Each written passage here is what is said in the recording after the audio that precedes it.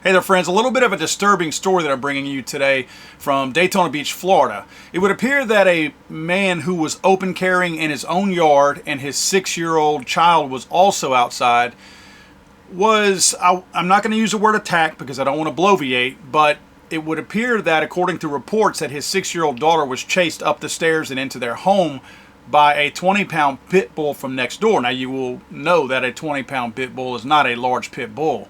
So nevertheless, it was still a pit bull, and it's a 6-year-old girl that ran inside. I mean, I know 16-year-old girls and men that are 60 years old that would probably run from a pit bull. Nevertheless, this person was in their own yard and got chased up the stairs in their yard by the neighbor's pit bull. So, reason to be upset? Of course he had a reason to be upset. Law enforcement happened to come by the yard where the pit bull escaped from, and it sounds like, according to the police report, that it was a call for a mental person. So the person who had the loose dog apparently was getting yelled at by the neighbor. The neighbor calls law enforcement on the guy and says that he has a mental condition. So you'll see that this law enforcement officer starts to walk next door, and he's getting yelled at from the guy who's pissed off because his child got chased in the house by a pit bull that did not belong to him in his own front yard.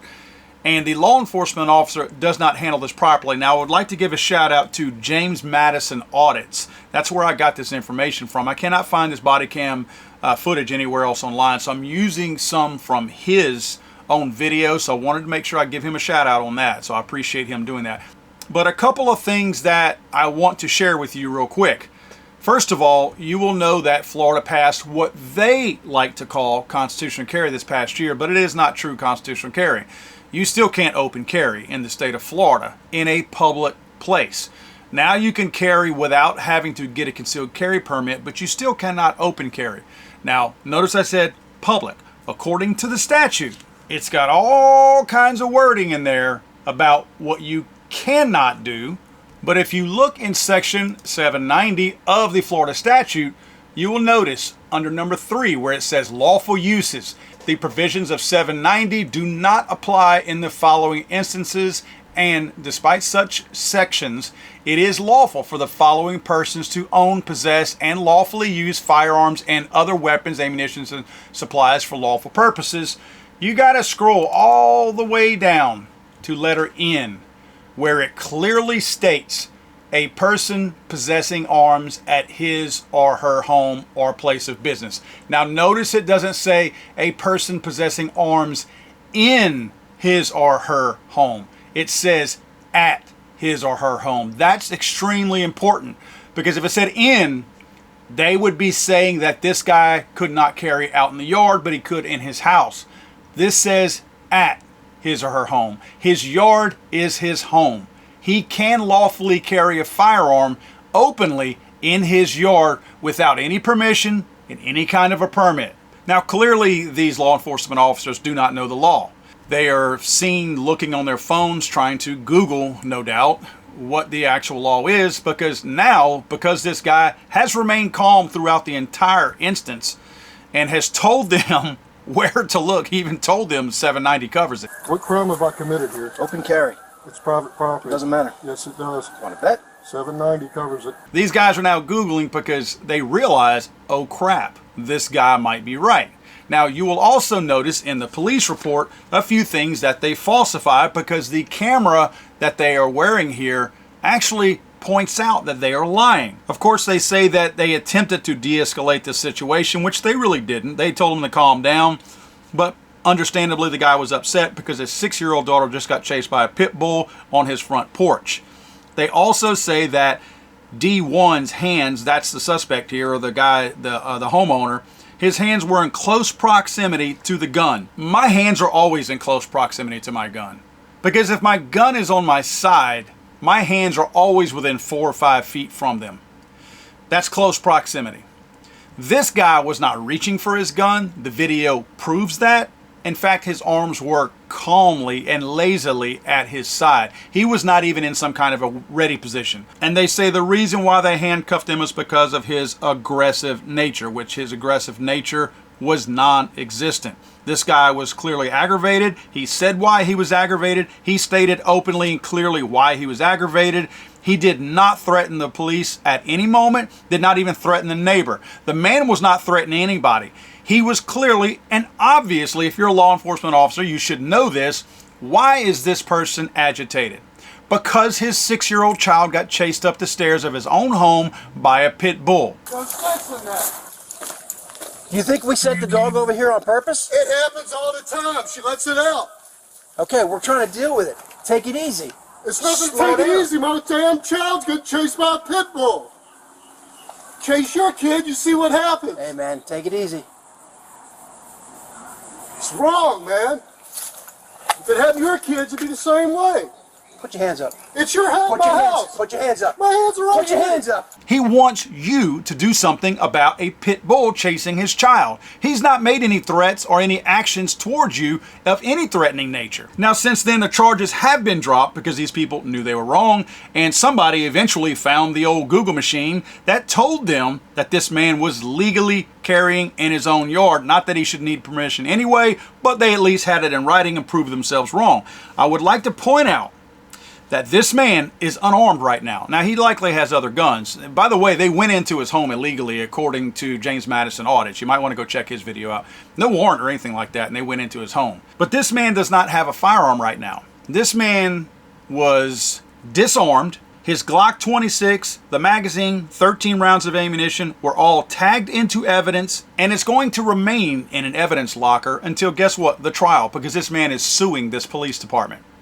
So this guy right now was fully within his rights, had his Second Amendment rights, likely several other constitutional rights, Fifth Amendment. He has his rights violated.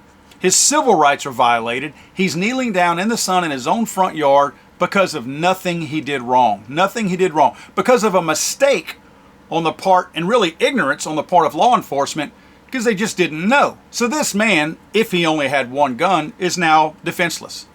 Completely defenseless. Because of something somebody else did not know.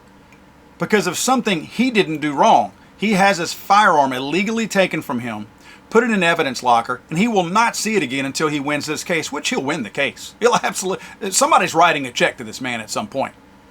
But the fact is, this is how this crap works. People make mistakes and screw up. You and I get disarmed because we've done nothing wrong.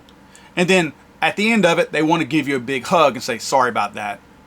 Meantime, if somebody tries to break in this man's home or attack his child, or if this pit bull attacks his 6-year-old, now he has to pick up a rock or a stick and beat the dog with it if it attacks his child in his own yard. Because now he does not have a firearm. And the other thing that I want to point out that this sickens me. This next thing I'm going to tell you will enrage you about this situation. Let's remind ourselves real quick that this guy was right. This guy was put in jail, bonded out, had his protection stolen from him that he does not have right now, and then eventually he gets to go back home for a trial date later on. These law enforcement officers were questioning his child and his wife when she finally came home, and they made a report. Get this. They knew that they were wrong. They eventually figured out that they were wrong, and they were pissed because this guy was right and they were wrong. You know what they did? They reported him to Child Protective Services. Now, I don't know what the official name of it is over there. In Louisiana, it's called Child Protective Services. They reported this man and this child to Child Protective Services as if something had gone wrong. In my opinion, as a father, this man did everything right trying to protect that 6-year-old child from this pit bull. There was nothing wrong. And for them to do this was simply a distraction. And they were trying to build a case before trial that this guy was a problem. They were trying to taint the jury and taint the entire case by painting this guy as either some kind of an abuser of a child, something that he was not taking care of his child properly. They were trying to set something up to where this guy looked bad before his case ever arose because they screwed up. And they were trying to find a backdoor way to justify what they had done. Oh, see, what we did was indirectly right because this guy was a child abuser. So technically we were wrong, but we did the right thing because we put him in jail, and yay, the child's safe now. This man and I'm pretty rough on people. I will look at somebody when it involves a child, and if I have red flags, I will immediately go, let's pump the brakes here. Let's look into this. There was nothing this man ever did. This man could have been enraged, and he wasn't. This man showed no signs of somebody with a temper problem. Remember, the child had just been chased up his yard whenever he was yelling and cussing. That's a natural reaction. That does not show. And look, what's illegal about having a temper, right? I have a temper. That's not illegal. Because it gives that look. It says, I mean, I guess you can carry in your yard, but if you do it in an aggressive manner within sight of the public or something? No public. It was just you.